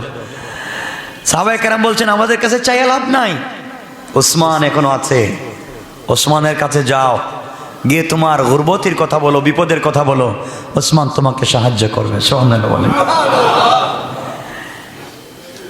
সকালবেলা ওসমানের বাসায় গিয়ে হাজির গরিব লোক, আসসালামু আলাইকুম, আসতে পারি? আসেন। গিয়ে দেখে এই লোকটা হযরত ওসমান নাস্তা করতেছেন। কি করতেছেন? শুকনা রুটি আর এক গ্লাস পানি, আর কিচ্ছু নাই।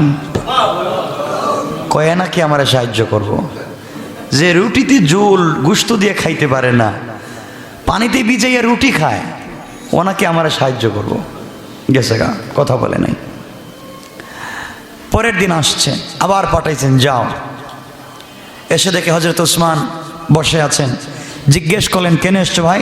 বলে আমার কিছু ব্যক্তিগত কথার জন্য আসছি। তিনি লাইট অন্ধকার করে দিলেন, দরকার নাই, আমি চলে গেলাম। লোকটা চিন্তা করে কার কাছে আমারে পাঠাইছে, এই লোকটা তো দেখতেছি বড় কৃপণ। 3 নম্বর দিন গেছে, গিয়ে দেখে তিনি নাস্তা করতেছেন। ওসমান বলেন আসো। নাস্তায় বসছে, নাস্তা করতেছে। ওসমান দেখেন দস্তরখানের ভিতরে রুটির যে ছোট্ট ছোট্ট টুকরা পড়ে না, সরিষার দানা পরিমাণ ছোট্ট ছোট্ট টুকরা পড়েছে, এগুলো আঙ্গুলের মাথা দিয়ে উঠাইয়া উঠাইয়া খাচ্ছে। আল্লাহু আকবার বলেন না।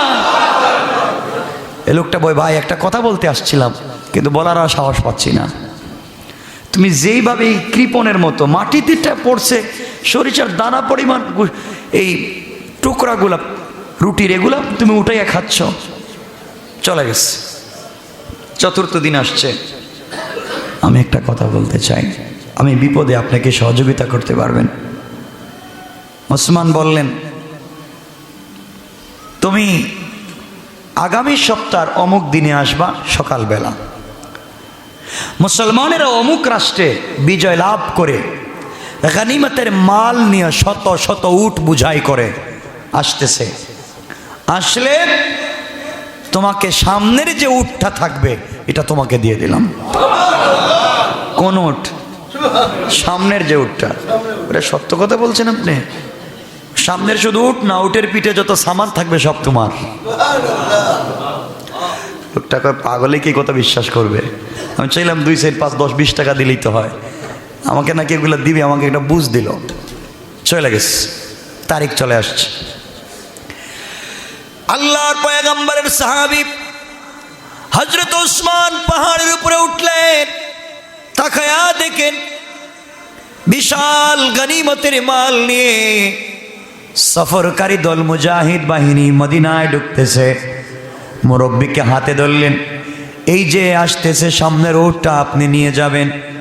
আসার পরে হযরত ওসমান রশি তার হাতে ধরাইয়া বললেন উটটা নিয়ে যাও।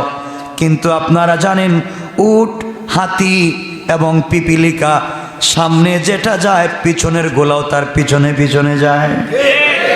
কথা বলেন। সামনের উট যখন নিয়ে যায় পিছনের গোলাকে পিটায়াও রাখা যায় না, সবগুলা পিছন দিকে চলে যায়।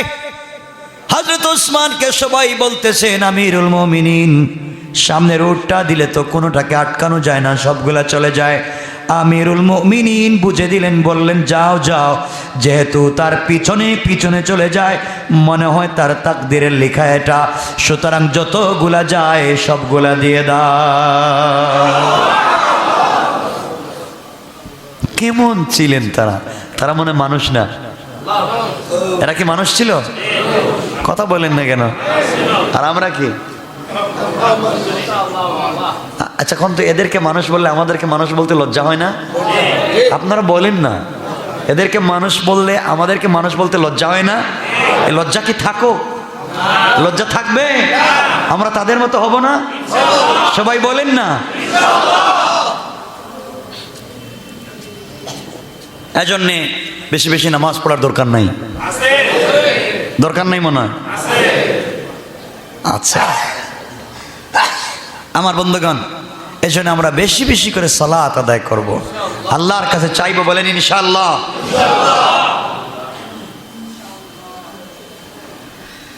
আল্লাহ রাব্বুল ইজ্জত ওয়াল জালাল বলেন ওই দিনে, কিয়ামতের দিনে ভয়াবহ হবে, সিংহায় ফুৎকার হবে, মানুষ কবর থেকে উঠবে, সব মানুষ উলঙ্গ হয়ে উঠবে, পাগলের মতো এদিক সেদিক দৌড়াবে, শুধু দৌড়াবে আর দৌড়াবে, শুধু দৌড়াবে আর দৌড়াবে।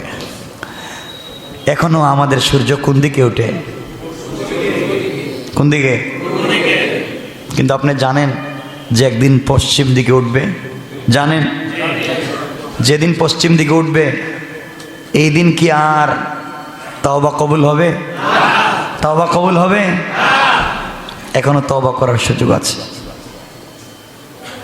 এখনো তওবা করার সুযোগ আছে। সূর্য পশ্চিম দিকে উঠে নাই, এজন্য আমরা আল্লাহর কাছে তওবা করবো ইনশাআল্লাহ। কিয়ামতের মাঠ তো এমন হবে, তামা তামা, পুরো তামার মাঠ।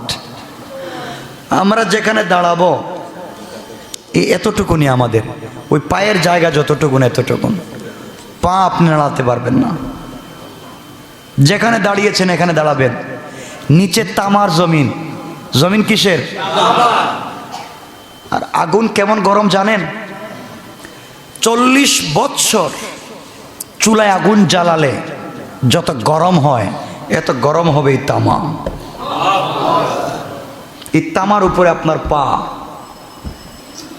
শরীর ঘাম ঝরতে ঝরতে।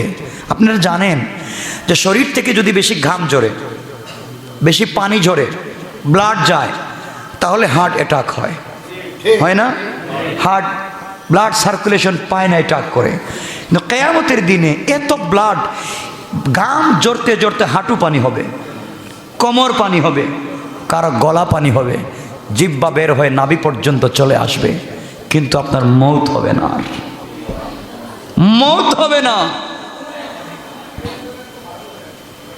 মানুষ দাঁড়িয়ে থাকবে কঠিন জায়গায়। সূর্য লক্ষ লক্ষ লক্ষ লক্ষ মাইল উপরে, আমাদের উপরে না? সূর্যের মুখ হচ্ছে 11টা। কয়টা? 11টা মুখ, সবগুলা মুখ উপর দিকে করা। লক্ষ লক্ষ মাইল উপরে সূর্য, 11টা মুখ, সবগুলো উপর দিকে। এরপরে আমরা গরমে বাঁচতে পারি না, ঠিক না? কিন্তু কিয়ামতের দিনে সূর্য হবে আধ হাত মাথার উপরে, যা আধ হাত, লক্ষ লক্ষ মাইল উপরে, এটা হবে আধ হাত। সূর্যের মুখ কোন দিকে? কিয়ামতের দিন মুখ হবে নিচের দিকে। 11টা মুখ থাকবে নিচের দিকে, থাকবে আধ হাত মাথার উপরে। আপনার আমার মগজ বাতের ফ্যানের মতো উতরাতে থাকবে, মত হবে না। কাউকে পাবেন না ওই দিন। আপনি আমি পেরেশান। এই দিনের কষ্ট কি আপনারা চান? আল্লাহ বলছেন ওই দিনও আমি কিছু মানুষকে কষ্ট দিব না, তাদেরকে এই কিয়ামতের মাঠ থেকে সরাইয়া আমার আরশে আজিমের ছায়ার নিচে জায়গা দিব, যেখানে এয়ার কন্ডিশন করা থাকবে। সুবহানাল্লাহ, কষ্ট দিব না। চিন্তা করেন তো, এই দিনের কথা একটু চিন্তা করেন। আল্লাহর কাছে আমরা আজকে চাইবো, আল্লাহ তুমি আর যাই করো, তুমি আমাদের মাইরে ফেলাও, তোমার যা মন চায় আমাদের সাথে ব্যবহার করো, কোনো আপত্তি নাই। বলতে পারবেন না? বলবেন আল্লাহ তোমার যা ভালো লাগে আমাদের সাথে করো, তুমি যা খুশি আমাদের সাথে করো, কিন্তু কিয়ামতের দিন আমলনামা বাম হাতে দিও না। কিয়ামতের দিন আমলনামা বাম হাতে দিও না। তোমার যা ভাল লাগে দুনিয়ায় আমাদের সাথে ব্যবহার করো। কারণ বাম হাতে যদি আমলনামা চলে যায় কেউ বাঁচাবে না, কেউ বাঁচাবে না। নবীরও পাইবেন না, সুপারিশ করবেন না, মা বাপকেও পাবেন না, কেউ না। বাম হাতে আমলনামা দেখবার পরে তোমাকে কেউ চিনবে না। এজন্য আল্লাহর কাছে আমরা বলবো, আল্লাহ যা করেছি করেছি সব তুমি জানো আর আমি জানি। আয় আল্লাহ সব কিছুর জন্য তোমার কাছে মাফ চাই, তুমি সব শাস্তি দিতে পারো, কিন্তু আমলনামা বাম হাতে দিও না। পারবো না বলতে? মনে রাখবেন আপনার বডিতে শক্তি আছে, সামর্থ্য আছে, এগুলা থাকবে না, এগুলা থাকবে না, কিচ্ছু থাকবে না, কবরে যাওয়া লাগবে। এই জন্য আল্লাহর ওয়াস্তে ভাই, আল্লাহর ওয়াস্তে আরেকটা জিনিস, এক নম্বর আল্লাহর কাছে আমরা প্রত্যেক দিন দোয়া চাইবো যে আমলনামা যেন বাম হাতে না দেয়। কথা বলেন না? পারবেন না? আরেকটা জিনিস চাইবো, আল্লাহ তুমি আমাদের কাছে হিসাব চাইও না, হিসাব চাইও না। আপনি যত বড় নবী হন, যত বড় ওলি হন, যদি আল্লাহ হিসাব চায় মনে করবেন আপনি বিপদে। হিসাব চাওয়া মানি আপনি বিপদে। এমন একজন মানুষ দেখেন পৃথিবীতে যিনি হিসাব দিতে পারবেন, আছে কেউ? আরে রসুল, রসুল আমার নবীও বলছেন আমি জানি আল্লাহ যদি আমাকে জিজ্ঞাসা করে আমিও হিসাব দিতে পারবো না। তুমি আর আমি কে? এই জন্য আল্লাহর কাছে আমাদের চাওয়া, আল্লাহ আমাদের কাছে হিসাব চাইও না, আমলনামা বাম হাতে দিও না। সবাই পড়েন আমিন।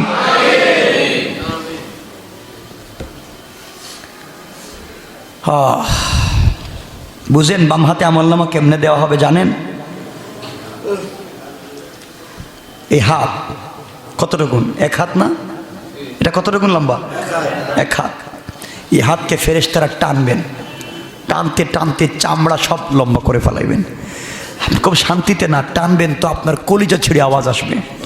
তাই না, এই হাতকে ইচ্ছা করে বুকটা ফাইড়া বুকের ভিতর দিকে ঢুকায় দিবে, ঢুকায় এই হাতকে পিছন দিকে নিবে, নিয়ে বলবে এই আমলনামা হাতে নে।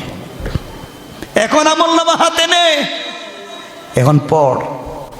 একদিকে হাতের ব্যথা, অপরদিকে কলিজা ছেঁড়া, কলিজা ছিদ্র হওয়া ব্যথা, অপরদিকে পিছন দিকে হাত। আমলনামা পড়ার কোনো সুযোগ আছে? আল্লাহর কাছে ফেরেশতারা বলবে আল্লাহ ওর হাত পিছন দিকে, মুখ সামন দিকে, তুমি বলো কেমনে করব? ওর আমলনামাকে আমরা আইনা দিব? আল্লাহ কয় না, ওর সাথে কোনো কথা নাই, ওর ঘাড় পিছন দিকে মোটকায়া দে। ঘাড় পিছন দিকে করা হবে। কি বুঝছেন? শুধু কার চিনলেন তো? আল্লাহ রহমান, আল্লাহর নাম কাহার, আল্লাহর নাম কাহার, আল্লাহর নাম জব্বার। আল্লাহ বলছেন আমার যত দয়া আছে এমন আমি শক্ত, কাউকে ধরে ফেললে আর কথা বলবো না। হাত ভেঙ্গে যখন বুকের ভিতরে ঢুকায় দেয়া হবে, হাতের ব্যথা বুঝতেছেন? এরপরে বলা হবে পড়, ঘাড় মটকায় দেয়া হবে। আল্লাহ নিজে বলবেন ইকরা, পড় কিতাবাকা, তোর আমলনামা। গোলাম তাকায় দেখবে আল্লাহ বলছেন আমার এই সূরায় লাস্টে, তাফসীর করার সময় নেই, আল্লাহ বলছেন রাগে ফামাইয়া আমাল মিথকালা যাররাতিন খাইরান ইয়ারা, যে সরিষার দানা পরিমাণ নেক আমল করেছে তাও ওই দিন পাবে। আমি আল্লাহ তার সামনে সরিষার দানা পরিমাণ নেক আমল হাজির করব। এরপরে বলছেন ওয়ামাইয়া আমাল মিথকালা যাররাতিন শাররান ইয়ারা, আল্লাহ বলছেন যে সরিষার দানা পরিমাণ গুনার কাজ করবে তাও আমি তার সামনে হাজির করব। এখন চিন্তা করেন, সরিষার দানা পরিমাণ গুনাহ করলে যদি হাজির করেন, তোমার আমার আমলনামায় কত গুনাহ, কত গুনাহ, কত গুনাহ। এগুলো হাজির করলে কেমনে মুখ দেখাবেন? কেমনে মুখ দেখাবেন? আল্লাহ বলবেন ইকরা কিতাবাকা কাফা বিনফসিকাল ইয়াওমা আলাইকা হাসিবা। কেউ নাই, কেউ থাকবে না, কসম আল্লাহর, কেউ আপনাকে, আপনার ছেলে দেখবে আপনার হাত ভাঙ্গা, বুকের ভিতর দিয়ে পিছন দিকে ছেলে চলে যাবে, স্ত্রী চলে যাবে, মা বাপ চলে যাবে, অথচ আপনি দুনিয়ায় কেউ বিপদে পড়লে কেউ একটা থাপ্পড় দিলে সবাই হাজির, মারলে কেন কিন্তু ওই জায়গায় কেউ দেখবে না। এজন্য আল্লাহর কাছে চাইবো আল্লাহ যেন আমাদেরকে হেফাজত করেন, আমিন পড়েন আমিন। আল্লাহর কাছে চাইবো আল্লাহ তুমি আমাদেরকে, তো আল্লাহর ওয়াস্তে তোমার কুদরতের পায়ে ধরি, আমাদের হিসাব চাইও না, বাম হাতে আমল নামা দিও না। যাদের বাম হাতে আমল নামা দেওয়া হবে আল্লাহ বলবেন সামনের দিকে হাঁট। গোলাম তো সামনের দিকে হাঁটবে, কিন্তু চোখ থাকবে পিছন দিকে, হাত থাকবে পিছন দিকে। কোন তো এভাবে কোনো মানুষ কি হাঁটতে পারে? পিছন দিকে চেহারা, আল্লাহ বলবেন এদিকে হাঁট। হাঁটতে যখন পারবে না, পড়ে যাবে, আল্লাহ ফেরেশতাদেরকে বলবেন খুদু ফাগুল্লু সুম্মাল জাহিমা সাল্লু। এরে ধরো, এরে পাকড়াও করো, আর হাতে পায়ে বেড়ি লাগাও, হাতে পায়ে লোহার শিকল লাগাও, আর টেনে হেঁচড়ে ওর চামড়া যেন ছিলে যায়। কিয়ামত মতে টাইনা টাইনা তোমরা নিয়ে যাও পুলসিরাতের ঘাটে। পুলসিরাতে নেওয়ার পরে বলবেন পারো, মানে আপনি তাকাইতেছেন পিছন দিকে, হাঁটতে হবে সামনের দিকে। বলেন ভাই পার হওয়া যাবে? পার হওয়া যাবে? কেমনে সে আল্লাহকে ভুলে যাও? কোনো পথ নাই, এই দিন কোনো পথ নাই বাঁচার। এই দিনের ভয়াবহতা থেকে আল্লাহ আমাদেরকে বাঁচাক। সবাই দিল থেকে পড়েন আমিন। আপনারা সবাই নামাজি হন, মা বোনদেরকে বলবেন, আমার মায়েদেরকে বোনদেরকে বাসায় গিয়ে বলবেন খাবার 1 ঘন্টা পরে হলেও খেতে পারবেন, নামাজ পড়ে আপনি রান্না করেন। পারবেন না? নামাজ পড়েন, আপনি রান্না করেন। আপনি ঘরে গিয়ে বলবেন আমি 1 ঘন্টা পরে নাস্তা করলে হবে, তুমি আগে নামাজ আদায় করো। একটা রুটিন বলে দিবেন, তুমি এই টাইমে কোরআন তিলাওয়াত করো, তুমি এই টাইমে জিকির করো, এই টাইমে এই করো, কিন্তু টাইম টু টাইম সব করো। আমার 1 ঘন্টা পরে খাবার হলে চলবে, সব চলবে, কিন্তু আমিও চাই না তুমি মরে কবরে জাহান্নামে যাও, আমিও জাহান্নামে যাই। এই জন্য সবাই যেন আল্লাহকে চিনতে পারে। ইনশাল্লাহ বলেন ইনশাল্লাহ। এই জন্য ঘরে বলবেন আধা ঘন্টা দেরি হোক, কিন্তু নামাজ পড়ো। পারবেন না? পারবেন না সবাই? এই কাজটা শুরু করেন। পারেন যদি একটা কাজ করেন না, এখানে ম্যাক্সিমাম লোক সকালবেলা আপনারা ঘুমান, ঘুমান না? প্রয়োজন থাকতে পারে, কিন্তু প্রয়োজনের পরে ঘুমানোর দরকার নাই। আর ঘুমাইতে চাইলে ঘুমান, আধা ঘন্টা কোরআন শরীফ তেলাওয়াত করে ঘুমান। আপনারা সকালবেলা আধা ঘন্টা কোরআন শরীফ পড়েন। ফজরের আগে ওইটা কেমন জানি আমরা হয়ে গেছি, জুতা খুলতেও পারি না, আমাদের অভ্যাস খারাপ হয়ে গেছে। ফজরের আগে আধা ঘন্টা জুতা ছাড়া হাঁটবেন। জুতা ছাড়া, এখন তো ঠান্ডার দিন পারবেন না, জুতা ছাড়া আপনি হাঁটবেন, আপনার হায়াত বাড়াইয়া দিবেন আল্লাহ। জুতা ছাড়া হাঁটবেন। রসুল পাক বলেছেন, আত-তিব্বুন নববী, ইমাম ইবনুল কাইয়িমের লেখা একটা বই, রসুলের চিকিৎসা বিজ্ঞান, এখানে লিখেছেন কেউ যদি ফজরের আগে সুবহে সাদেকের সময় গায়ের মধ্যে পাতলা কাপড়, মানে টিস্যু কাপড়, যাকে বলে সুতি কাপড়, এগুলো পরা থাকে, মাথাটা খোলা, পাটা খোলা, সাদা সবুজ ঘাসের উপর দিয়ে যদি হেঁটে যায়, 97.9% রোগ আল্লাহ মুক্ত করে দেয়। কেন? ওই সময় একটা বাতাস, যে বাতাসটা শরীরে লাগে, এই বাতাস দুনিয়ার নয়, এটা জান্নাতুল ফিরদাউস থেকে ছেড়ে দেওয়া বাতাস। এই বাতাস যদি লেগে যায় শরীরে, আল্লাহ তোমার বডিকে সুস্থ করে দিবেন। বলেন আমিন। আল্লাহ আমাদের কবুল করো। আজকের তাফসিরে আসবেন না ইনশাল্লাহ? সবাই আসবেন।